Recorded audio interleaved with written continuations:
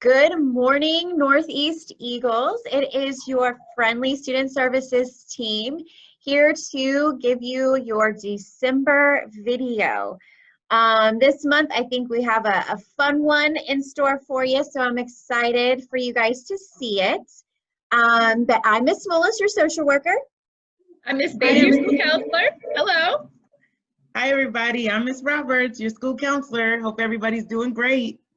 Hey everyone, I'm Miss Ashley, the counselor intern.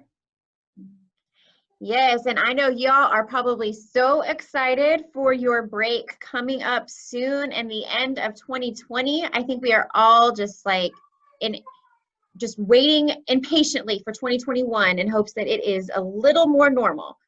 I'm ready. Yeah. All right, well, I'm gonna go ahead and we will pull up what we are talking about this month, and it is the Nobel Prize. I don't know if any of you all know much about the history of the Nobel Prize. I admittedly did not until I was sucked in while creating the information for this video, but I think it's super fascinating, and I can't wait for you guys to see some of the interesting stuff that we learned. I know I remember Amy learning about the Nobel Peace Prize. I can just think of it like when I was in high school. So for us to be presenting it to our middle school students is amazing. And the stuff that I learned just in preparing for this is pretty amazing. So I'm excited. And I'm excited too, because I think that learning, I learn as I grow, and no matter what age you are, you always learn something. So I'm learning so much about the Nobel Peace Prize, and thanks to Ms. Smolas for doing all this research for us. This is awesome. Yes, and as it says here, so the Nobel Prize is awarded every year on December 10th. There's been a few years that it's been skipped, but mostly every year on December 10th since the year 1901. We have the Nobel Prize because of a Swedish businessman. His name was Alfred Nobel, and he was considered to have the largest private fortune back in 1896 at the time of his death. And he had about what would be considered $265 million today. And he had very specific instructions on what he wanted his fortune to do. And that developed into the Nobel Prize. And there are 5 areas that it is awarded in. It is physics, chemistry, medicine or physiology, and literature and peace. I think for me, I was mostly aware of like the Nobel Peace Prize. I think that's always like what I remember hearing, and I kind of always forget about all the science awards that go with it, because I always just think of, oh, the Nobel Peace Prize. But there's lots of different areas that it can be awarded in. And did you guys know that the Nobel Peace Prize was a coin? Isn't that awesome? It is. It kind of looks like a dime to me. So Yeah. It does. yes, I didn't know that this is all it was, but that's what it is. It's pretty amazing because if you think of all the stuff that a Nobel Peace Prize winner accomplishes, you would think like, oh, you're just handing me a coin, but it's not necessarily about the coin. It's about the actions that went to get to the coin. So I think that's pretty special. Actually, pretty organic. I like that a lot. I agree. I think it's nice. So this is just talking a little bit about the very first Nobel Prize ceremony. And this slide here, it points out 2 of the winners, 2 that I thought that were something that we all are familiar with today. And the first one was a scientist, Wilhelm Conrad Röntgen. I doubt I said his name correctly, but he invented what is now known as an X-ray. That was back in 1895 is when he first did that, and he was awarded this prize.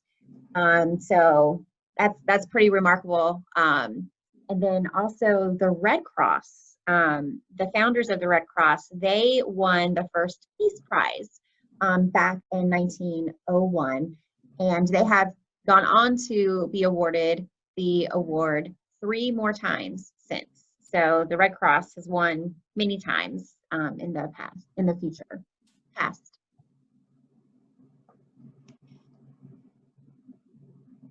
So we're going to highlight some of our famous winners that we know of. So first and foremost, Mother Teresa. Who knows anything about Mother Teresa? Yes, I think we all know about her or have heard about her before, but she won the Nobel Peace Prize in 1979 for her charitable work. She's a remarkable woman. If any of y'all have any interest in kind of looking up some information on her, she's pretty cool. I think that when I waved my hands about Mother Teresa, and just like this next slide here about Dr. Martin Luther King Jr., you know, those are the names that just come, like not the names, but people that come to mind that have not only like made an impact, but like made this world like a better place. And like y'all know that there are so many things happening that make this world, you know, not so great, but there are so many things in this world that make this world great. So I think these two people that you've shown so far, like far exceed what you would think of as a person, a great person. And I really truly believe that we have like the next future Nobel Peace Prize winners here at our school at Northeast. I do believe that. I know I do. I really do. I think that there's someone here that can definitely win the Nobel Peace Prize. Sure. And with Dr. Martin Luther King, he's one of my favorites as well. And I love his quote. But the one that's at the bottom of this is, darkness cannot drive out darkness. Only light can do that. Hate cannot drive out hate. Only love can do that. And that to me is just very powerful and impactful for even what we're dealing with right now. So I love his quotes. I agree. He has so many wonderful quotes. And, you know, again, I encourage you to look him up some more. He won the Peace Prize in 1964. For his role in ending racial discrimination and advancement of civil rights movements through nonviolent ways. So look up his I Have a Dream speech again, read it through again, and be inspired. I know I was. Right, Sir Alexander Fleming. He might not be somebody that you're as familiar with, but his story is pretty fascinating. He won for physiology or medicine in 1945 for his invention of penicillin. More than likely, if you're not allergic to penicillin, you have had some sort of antibiotic that has penicillin in it. It was the very first medication, antibiotic that was created, and what a difference Sir Alexander Fleming made for medicine. And just a fun fact, he was super messy and his lab was super messy. And he wasn't even trying to invent penicillin when he did. It was by accident due to some moldy bread that he had left in his lab. And if you see that quote there at the bottom, he says, one sometimes finds what one is not looking for. When I woke up just after dawn on September 28th, 1928, I certainly didn't plan to revolutionize all medicine by discovering the world's first antibiotic or bacteria killer. But I suppose that was exactly what I did. And I just think that's pretty fascinating that one of the most amazing things of medicine that was invented was by accident. I think that's so cute because I know that sometimes, you know, your parents get on you like about your messy room and stuff like that. Well, when they do, you can say, well, Mom, well, Dad, did you know that I can discover things through my mess? Yep. No. Sir Alexander Fleming sure did. Sir Alexander did. And he won the Nobel Peace Prize for it. All right, and Marie Curie, she was the first woman to win 2 different times in 2 different fields. She won in 1903 for the physics prize for discovering radioactivity, and then again in 1911 for chemistry for her discoveries of elements radium and polonium. I don't think I said that right either. I don't even know what those are. But she was a very smart woman. And her daughter and son-in-law later went on to win the Nobel Prize as well. And unfortunately, she passed away at the young age of 66 due to complications with long-term exposure to radiation in her research. And that radiation was so toxic and so much that all of her research work and papers and everything are sealed in special containers because they are considered toxic from all of the radiation that is in that. And that's pretty interesting, pretty neat. Albert Einstein, we all know him. He won in 1921 physics prize for discovering the law of photoelectric effects. Again, not 100% sure what all that means. He's way smarter than I am. But we might have all heard that he was known to be absent-minded. He didn't accept his award until 2 years after he won it because he was just absent-minded and didn't show up to the awards ceremony. So I thought that was pretty, excuse me, interesting too about Albert Einstein. Yeah, and you'll probably see him again in your studies with physics because he is the one that created E equals MC squared. So you might want to think about that when you're going to high school and college. Oh, yes. And Malala, she is the winner that I wanted to focus a little bit on today because she won the Nobel Peace Prize in 2014 for her struggle against the suppression of children and young people and for the right of all children to education. She was only 17 years old and was the youngest recipient of the Nobel Prize. And I have a little video about her history. She's a fascinating person. So let's take a look.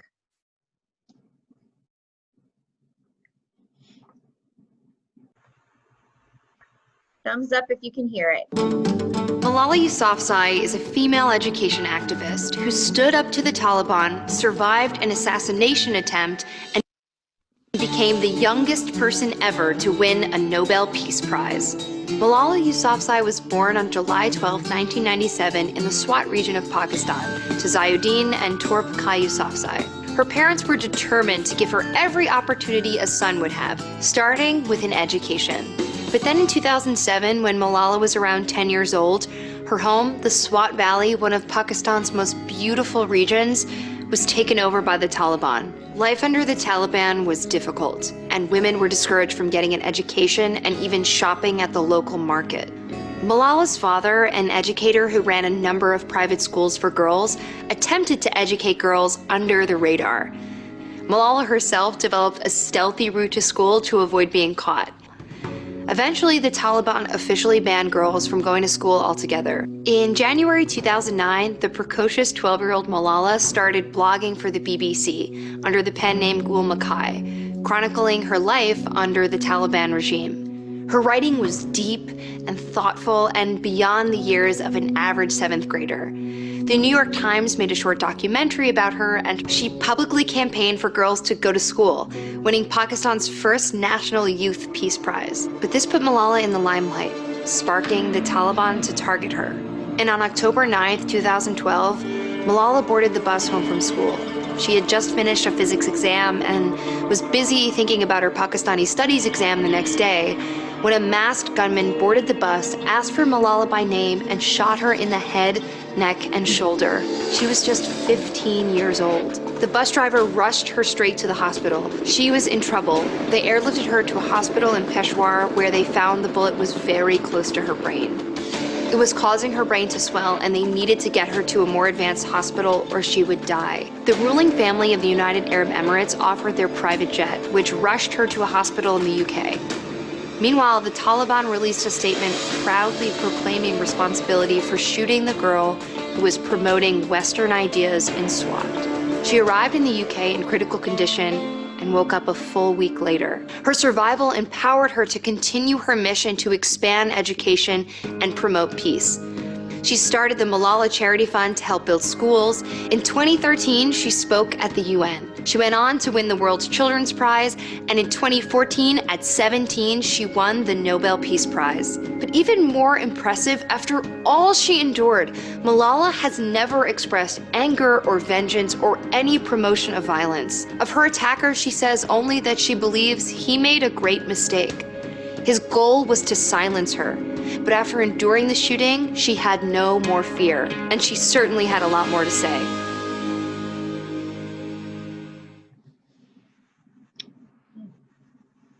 Okay, so as you can see there, Malala is, I think, just an amazing person. I mean, for her to be as young as she was and as brave as she was is just so fascinating to me. So to move on, here's just some things to kind of think about. You know, Malala, like the video said, she was only 10 years old when she began her activism. You know, she was 15 when she was shot by the Taliban. You know, it's important to remember you're never too young to make a big impact. You know, she values education, and she has said how fortunate American children are to have school teachers, to have school buildings, desks, and even books. She believes that education is the first step to eradicating extremism and ending poverty. So just kind of something to think about. You know, do you believe that knowledge is power? You know, why or why not? I know that we've all kind of heard that saying before, and I believe Malala, you know, is a great example of someone who truly does believe that knowledge is power. And then just something else to kind of think about, especially, you know, as we're ending Q2 in our first semester, you know, are you taking your education for granted? You know, what ways can you show your gratitude for your education? You know, I think it's something that we're easy to take for granted here in America, you know, some of these basic freedoms that we do have, such as going to school and learning. So it's just something to kind of think about, you know, as we're ending the first semester and kind of hopefully inspiring you to complete your year strong. So with all of that being said, yes.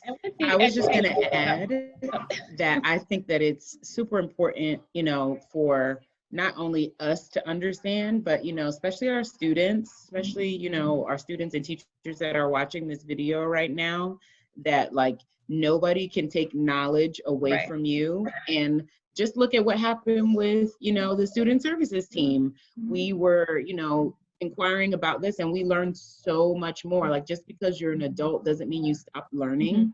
And I think that it's super important to understand that no one can take your knowledge away from you. Just like Malala, you know, no one can take what you've already learned away from you. You know, people can take physical things away from you, but nobody can actually take what's in your mind, what you've learned away from you, your creativity, you know, like being who you are. You know, that's why we really hone home on like going for your goals, going for your dreams, because it doesn't matter what they are, because if you believe in them and you have somebody that, you know, is there for you and that can support you, then just know that your thoughts, your knowledge, it's not in vain. So I think that is a very inspiring story. And so I'm going to piggyback off Ms. Roberts and Ms. Smollis, and you know, and I'm into really the famous quotes, but you've got to work for it, guys. And like Ms. Roberts said, no one can take your education away from you. So with that being said, you know, take your education seriously, because like Malala said, you know, it basically is something that can never be taken away from you. It's power. Knowledge is power. So make sure that you take your education and be serious about it, and make sure that you do all that you're supposed to do. This is it's not free for everybody. Yeah, and you know, I just love that, you know, you're not too young to make that big impact, because 10 years old starting her activism, and 11 years old when she started Anonymous blog, she was a brave girl, and she's really a remarkable woman. So I encourage you to continue looking into Malala as well, and hopefully you'll be inspired to do big things. So a fun thing we thought to end our video, we are going to ask 3 questions. So get ready, write them down, memorize them, something. And the first 3 people who can email me, Ms. Smollis, we'll make sure your teacher puts up my email address with the correct answers to all 3 questions. will get a special something in the mail from the Student Services team.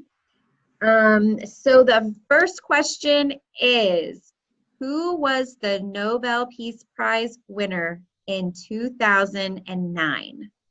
So who was the Nobel Peace Prize winner in 2009? That's your first question. Second question, who was the first woman to win the Nobel Prize? So who was the first woman to win the Nobel Prize? And our last question is, you should be seeing this on December 10th, which is the ceremony for the Nobel Prizes. Who are the winners in the year 2020? Who are our winners this year? So those are your three questions. Who was the winner in 2009 for the Nobel Peace Prize? The first woman to win? And who are our winners for 2020? All right, guys. Well, I appreciate you all hanging with us today, and I wish y'all were all here so we could see you in person, but I hope y'all have a wonderful break and a great new year coming up, and we're just grateful to be here to support you guys however we can. All right, so take care, everyone. See you in January. Bye, guys. Bye.